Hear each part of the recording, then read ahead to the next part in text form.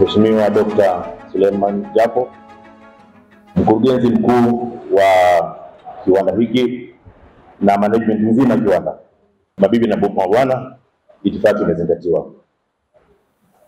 Leo sekta binafsi ina furaha sana kwamba ni moja kati ya zao lake limezaa matunda.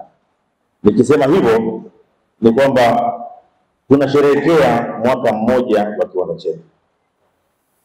Mwaka mmoja, nafikiri kwa wenzangu mtanisaidia, ni mwaka muhimu sana katika biashara.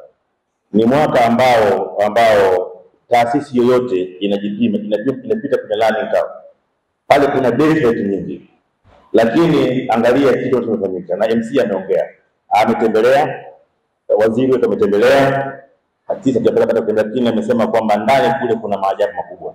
Mambo makubwa yamefanyika ndani ya mwaka mmoja. Lakini yanategemeana na sera nzuri na usimamizi wa sera ambayo serikali yetu imejikita. Na serikali yetu ya awamu ya 6 chini ya mama yetu Mheshimiwa Dr. Samia Suluhu imefanya kazi kubwa. Na tunapenda kutoa shukrani zetu za dhati kwa Mheshimiwa Waziri. Nafikiri mama yetu ana jicho zuri. Aliangalia akampata mtu sahihi na mtu ambaye yuko very committed kwenye viwanda na biashara. Kama tumpige makofi. Tunakushukuru sana. Sisi kama taasisi ambayo inaangalia sera za biashara na viwanda, tumekuwa tunakutembelea sana, tunakusumbua sana, lakini umefanya kazi tireless, hujachoka. Na haya ni moja kati ya matunda yako. Tunakushukuru sana na Mungu akubariki sana. Cha mwisho naomba niongelee swala la sekta binafsi. Sekta binafsi sisi tuko tayari na tunafanya kazi. Tunafanya kazi ya kuweza kuwasemea wafanyabiashara, kuwasemea wenye viwanda, hasa ikifika kwenye masuala ya sera.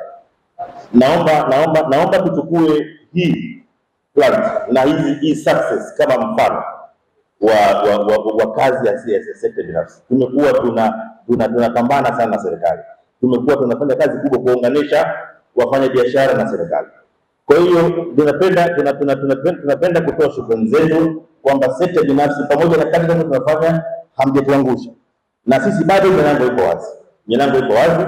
Tutazidi kuja kuwatembelea na nyinyi karibuni sana kwetu tuweze kukaa, tuweze kufanya dialogue na tuje na kitu ambacho kitakuwa cha muda mrefu na kuzidi kuipanisha sekta binafsi.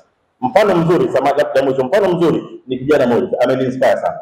Amekuja hapa, ameongea, na ni mfano mdogo wa kijana mmoja ambaye amefanya mambo makubwa. Kuna vijana wengi pale mmeona. Wale wote ni kina Morris. Na tukienda kufanya kitu kama hiki, tuna kina Morris wengi. Na pili nchi yetu kwa ujumla wake itakwenda mbali. Kwa hiyo napenda nitoe shukrani zangu za dhati. Naomba niishie hapa kusatosha sana, na naomba ushirikiano uendelee, na Mungu ibariki sekta binafsi, Mungu ibariki Tanzania. Asanteni sana.